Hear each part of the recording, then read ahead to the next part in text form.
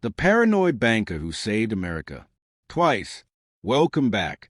In 1907, when America's financial system teetered on the edge of collapse, one man, not the government, not Congress, not even the president, stood between stability and chaos.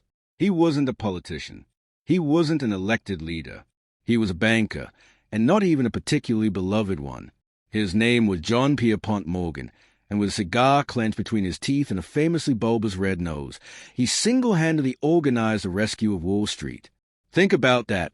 One man, with a telephone and a handful of trusted associates, saved the American economy from collapse. But that's not the full story. Morgan wasn't just America's most powerful banker.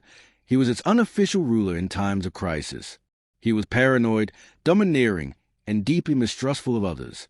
Yet when the nation faltered, he became the reluctant savior. Twice in his lifetime, America leaned entirely on him to keep the system from imploding. But how did a boy from Connecticut, plagued by illness and insecurity, rise to become the financial emperor of America?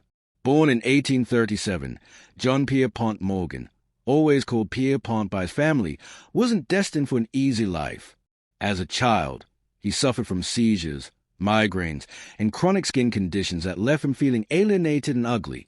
He grew up in the shadow of a domineering father, Junior Spencer Morgan, a stern banker who demanded discipline and competence above all. Junius was determined that his son would follow in his footsteps, and so Pierpont was packed off to European boarding schools. He became fluent in French and German, studied at Göttingen University, and absorbed a distinctly European worldview that wealth was not just money, but power, and power must be controlled. But young Pierpont had quirks. He was shy yet volcanic when angered, socially awkward yet frighteningly sharp in business. His nose, ravaged by a skin disease called rosacea, was swollen and purple, earning him nicknames behind his back.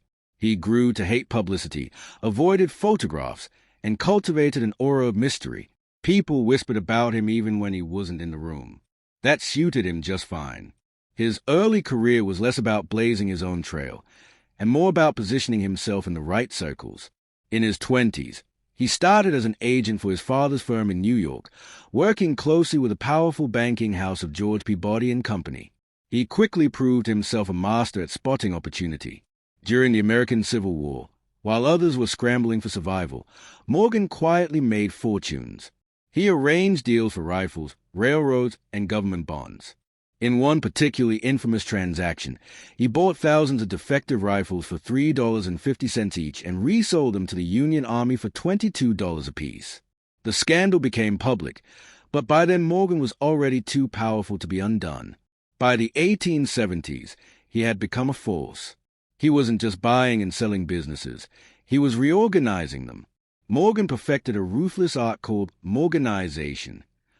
When railroads, America's economic lifeblood, collapsed under debt and mismanagement, he would sweep in, cut costs, install trusted managers, and consolidate lines into more stable, monopolistic systems. It wasn't pretty. Workers hated the layoffs, small investors lost fortunes, and critics accused him of strangling competition. But Morgan didn't care. His philosophy was simple. Chaos was dangerous, stability was power, and he would provide both at a price. By the 1890s, J.P. Morgan was no longer just a banker. He was America's financial kingmaker. He financed Thomas Edison's electric company, then forced Edison to merge with rivals to form General Electric. He backed industrialists like Andrew Carnegie and John D. Rockefeller when it suited him, but he also forced them into deals when their empires threatened the system. His most famous move came in 1901, when he orchestrated the creation of U.S. Steel. At $1.4 billion, it was the world's first billion-dollar corporation. Carnegie, the Iron Titan, walked away with $480 million. Morgan walked away with something more valuable, proof that he alone could assemble empires at will. But power bred paranoia. Morgan loathed journalists, detested politicians, and once physically shoved a photographer to the ground for trying to take his picture. He cultivated secrecy, working from his library, lined with rare books and illuminated by Tiffany lamps, where deals were struck over cigars and brandy. He rarely explained his decisions. To allies and enemies alike, Morgan was a sphinx, terrifying, inscrutable, and omnipresent. Then came the Panic of 1893, one of the worst depressions in U.S. history. Railroads collapsed, banks failed, and the U.S. Treasury itself nearly ran out of gold to back its currency. For the first time, the American government turned not to Congress, not to the president, but to J.P. Morgan. In a secret late-night meeting at the White House, Morgan browbeat officials into accepting his solution. A private syndicate of bankers, led by him, would supply the Treasury with $65 million in gold. Newspapers howled. A private banker stronger than the United States, they cried. But the bailout worked. The markets calmed. And Morgan's legend grew. Yet it was in 1907 that Morgan faced his greatest test. That October, a wave of bank runs swept the nation.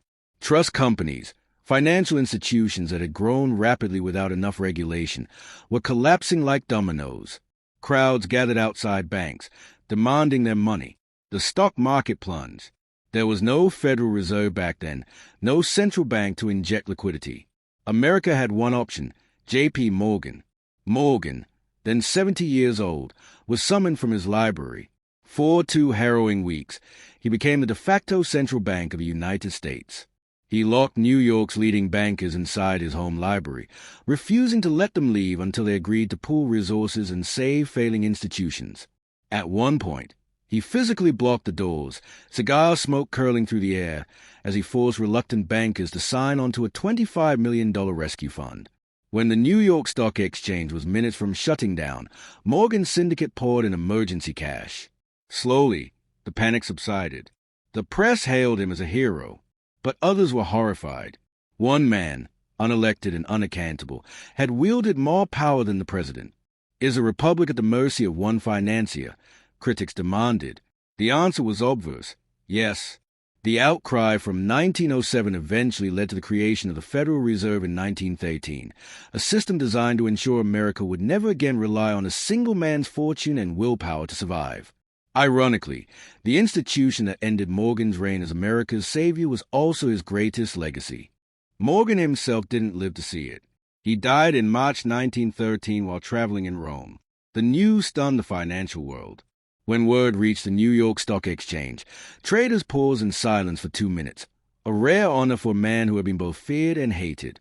His personal fortune, estimated at $80 million, was enormous at the time but small compared to Rockefeller's. That was telling. Morgan didn't accumulate money for money's sake. He accumulated it for control. His art collection, later donated to the Metropolitan Museum of Art, reflected his taste for permanence and legacy. His banking empire, J.P. Morgan and Company, lived on, becoming one of the most influential financial institutions in the world. But his reputation remained divided. Was he the paranoid tyrant who strangled competition and bullied markets into submission? Or was he the reluctant savior who twice kept America from collapse? The truth is, he was both. J.P. Morgan embodied the contradictions of capitalism itself. Ruthless yet stabilizing, selfish yet public-spirited when forced. He believed in order, not fairness, and when chaos threatened, he imposed his version of order with a heavy hand. Looking back, one lesson stands out. In times of crisis, people don't always turn to governments or institutions. They turn to individuals who project confidence, authority, and decisiveness.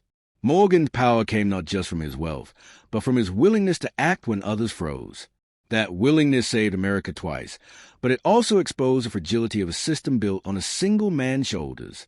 And maybe that's a lasting paradox of J.P. Morgan, the paranoid banker who distrusted everyone but whom the nation had no choice but to trust. If you enjoyed this story, leave $1 in the comments.